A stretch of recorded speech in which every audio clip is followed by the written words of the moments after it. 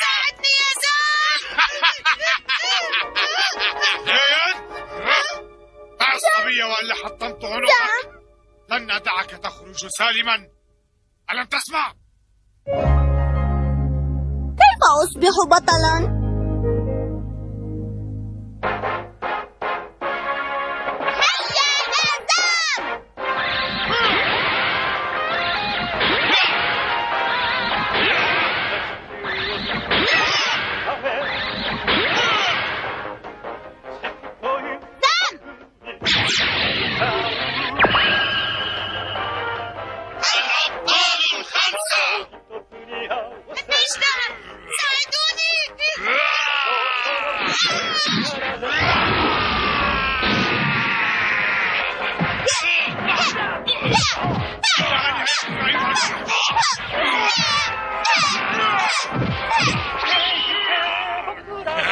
الضربة الفتاكة.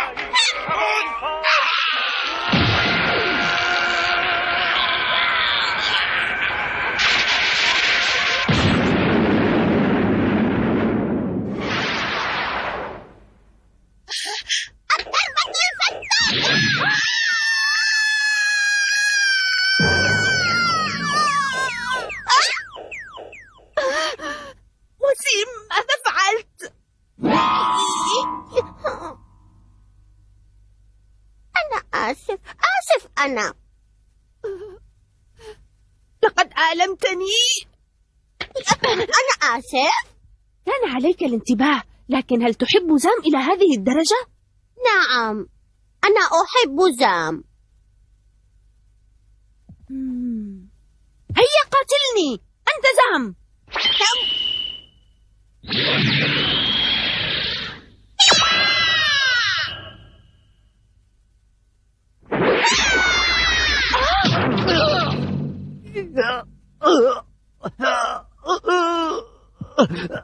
ألمتني.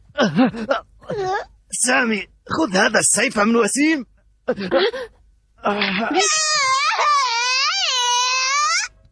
منذ متى يحب وسيم أن يلعب بالسيف؟ ومن أين تعلم ذلك؟ من البطل زام في التلفاز. أظن أن وسيم معجب به كثيرا.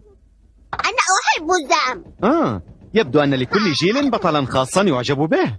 سامي، أنت أيضا كنت معجبا ببطل ما اسمه زام. البطل سوفتر. نعم، سوفتر كان البطل المحبب إليك. أجل.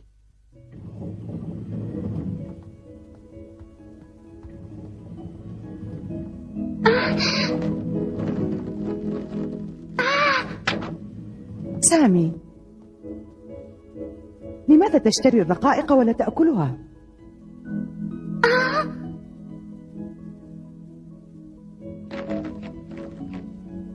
أمن أجل صورة سوفتر؟ سوفتر هو البطل المفضل لدي. أرجوك يا أمي اشتري لي كيسا آخر. عليك تناول رقائق البطاطا حتى لا تفسد. لا أريد رقائق البطاطا، أريد الصورة فقط. أرجوك اشتريها لي، أرجوك.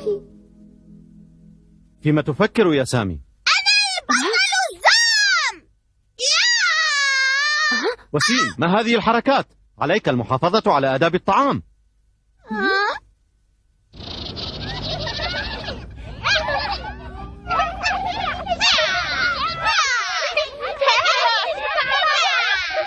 اسمعوني جيدا، وسيم سيؤدي دور البطل زام، وأنا دور الفتاة الدوبي. ستكون لعبة حاسمة. نعم، أنا البطل زام. رائع، وأنت ستؤدين دور الشريرة شولي. لم يبقى هناك غير هذا الدور.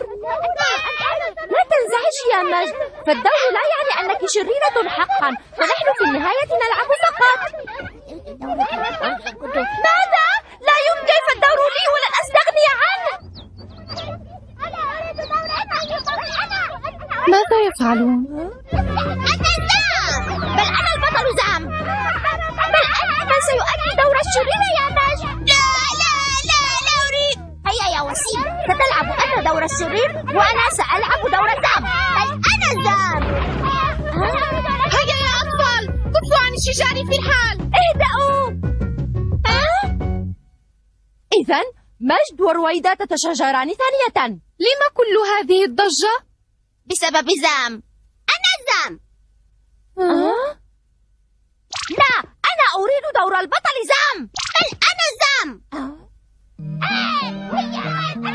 وسيم، أيها البطل.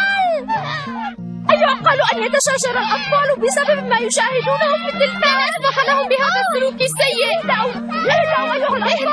اهدأوا يا أطفال.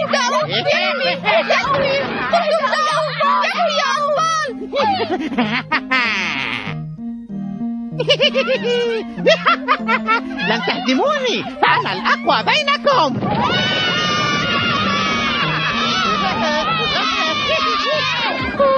أليس هناك حل آخر؟ يبدو أنه الحل الوحيد الآن.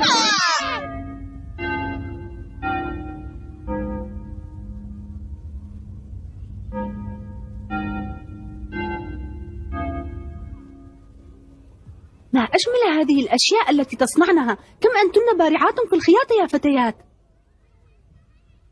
هل أعجبك حقا ما نصنعه يا سامي؟ نعم، لكن أليس قص القماش صعبا؟ لا، نستطيع قص القماش على نموذج من الكتاب. رائع. والقماش نشتريه من أماكن الصناعة اليدوية. ونحن نختار اللون. حقا؟ أتريد أن تجرب؟ يمكنك تصميم الدمية التي تريدها. هاي سامي، هيا لنلعب بالكرة. هاي، ماذا تنتظر؟ هل تريد أن تصنع دمية قماشية حقا يا سامي؟ وهل هذا أمر ممكن؟ سامي، لم لا ترد؟ هل أستطيع أن أجرب ذلك الآن؟ أريد أن أصنع شيئا كهذا. أي لون تريد؟ سأختار اللونين الأحمر والأبيض معا، وسأضع عليه الحرف الأول من كلمة زام. وسيم، سامي، أين أنتما؟ زام.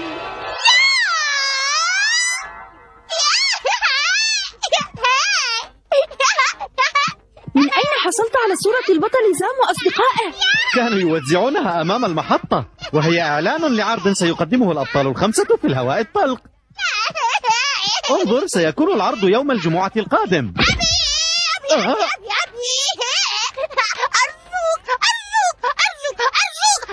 يا أبي، أريد أن أذهب أنا. حسنا يا صغيري، سنذهب جميعا. نعم. الأطفال يفرحون بسرعة. وسيم مثلا أسعد إنسان في الوجود الآن. نعم. ليتني أذكر كيف كنت وأنا في مثل سنه. أنا أيضا لا أذكر ذلك جيدا. لقد كنت تشبه وسيم الآن، وكنت معجبا جدا بالبطل سوفتر. كف عن البكاء يا سامي، لأن البطل سوفتر لن يحبك إذا تابعت بكاءك. إنه لا يعجب بالأولاد الضعفاء. حقا؟ نعم يا بني. لما لا يأتي لزيارتي؟ يأتي لزيارتك؟ نعم، ندعوه إلى الغداء معنا. ماذا يفعل سامي؟ لماذا لا يلعب في يوم عطلته؟ يتوقع مجيء البطل سوفتر. ماذا قلت؟ اسمعني جيدا يا صغيري سامي. صغيري، اسمع، لن يأتي سوفتر. إنه لا يزور الأولاد لأنه ليس شخصية حقيقية.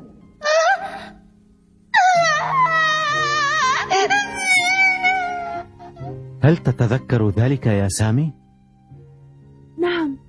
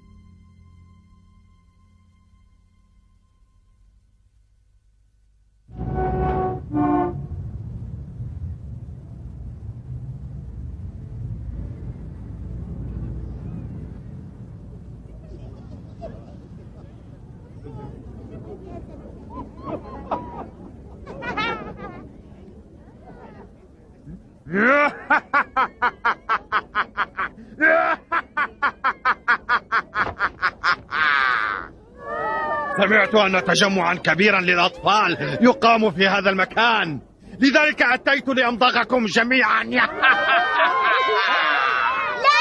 ابتعد من هنا، ابتعد أيها الوحش، ابتعد. حسنا يا أولاد، لا تخافوا. ما رأيكم أن ننادي معا البطل زام؟ الأطفال الخمسة.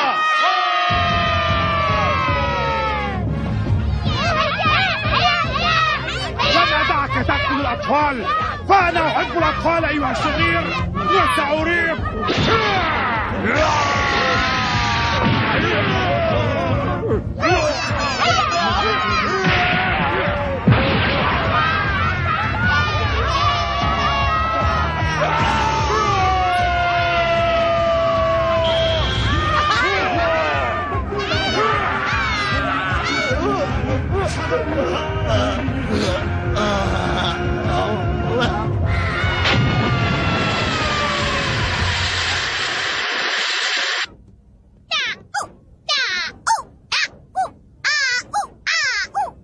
كان عرضا رائعا وشائقا جدا.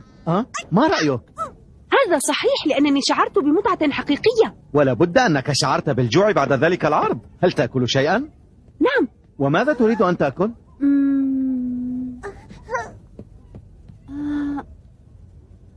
ماذا تريد أن تأكل يا وسيم؟ وسيم! وسيم! أين ذهب؟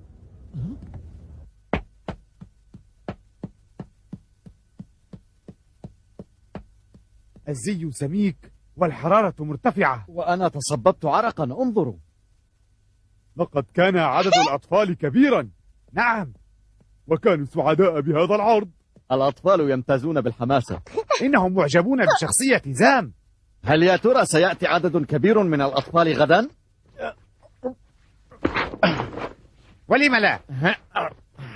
هيا لنذهب ونشرب العصير البارد في هذا الجو الحار. حسنا هيا أسرعوا. حسنا، ها نحن قادمون.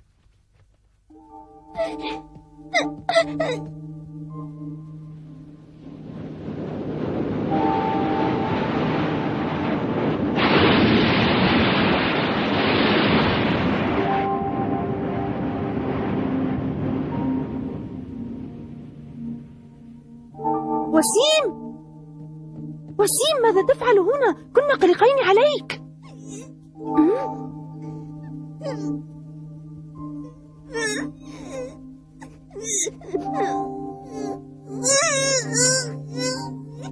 وسيم، ما بك؟ هيا، لقد تأخرنا. أسرعوا. حسنا. وسيم!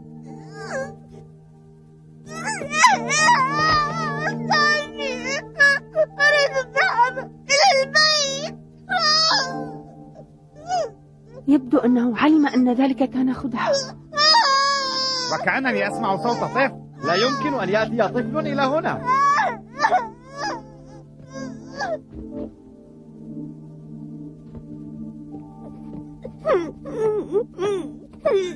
لقد خاب أمل وسيم عندما رأى أبطاله أشخاصا مثلنا.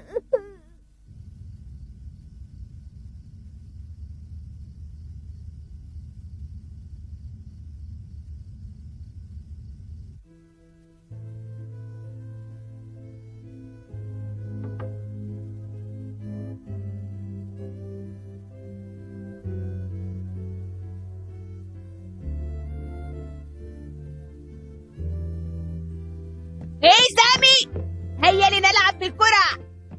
ماذا تنتظر؟ انتهي. والآن يا أخي، هل ستفرح باللعبة القماشية التي صنعتها لك؟ أم سترفضها وترميها على الأرض؟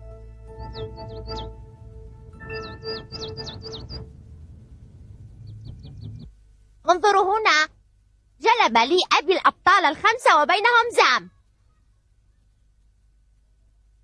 سأسمح لكم بالنظر إليهم. لا تحاولوا، فلن أعطي أحدا منكم أي لعبة من هؤلاء. ألم تعجبك الدمى يا وسيم؟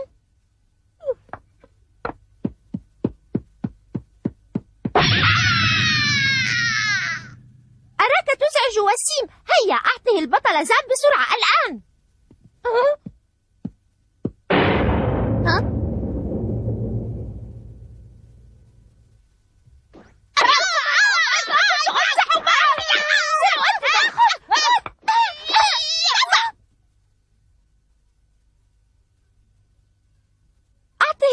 زام بسرعة. هيا خذ، أعترف بخطئي. أنا آسف يا وسيم.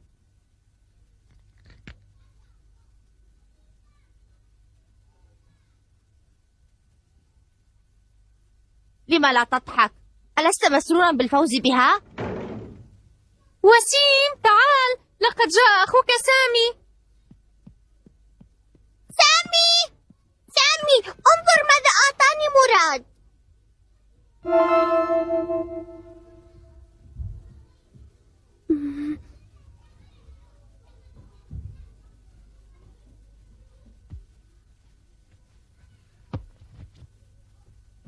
جميلة، يبدو أن مراد ولد رائع.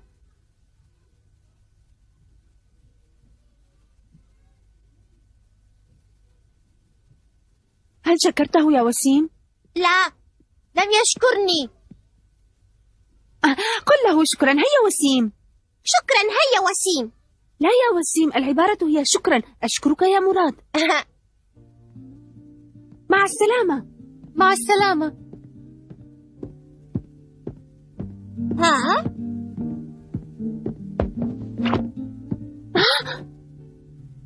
ما هذه؟ لعبة قماشية للبطل زام. أنت صنعتها يا سامي؟ في الحقيقة نعم أنا. وسيم، أنت لست في حاجة إلى دميتي، فلديك واحدة.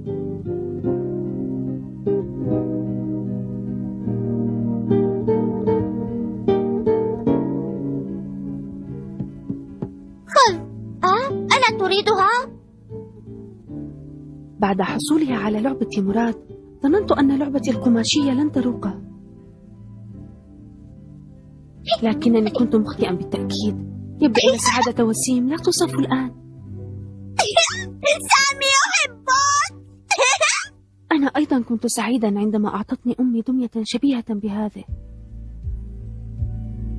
سامي، هذه لك.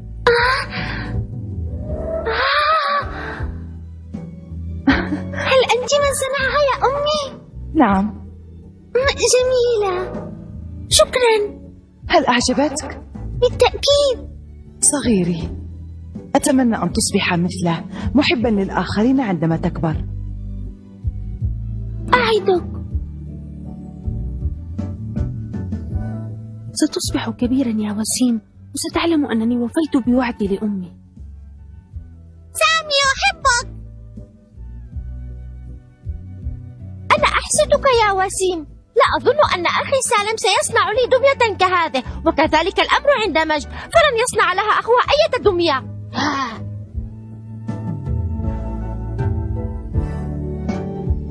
وسيم، عدني أن تدافع عن الخير عندما تكبر. سأقول لك شيئا آخر. لن تستطيع رؤية زام لأنه ليس شخصية حقيقية. سامي، لم أفهم. زام شجاع يدافع عن الأطفال، وعليك أن تكون مثله. أنا شجاع مثل زام.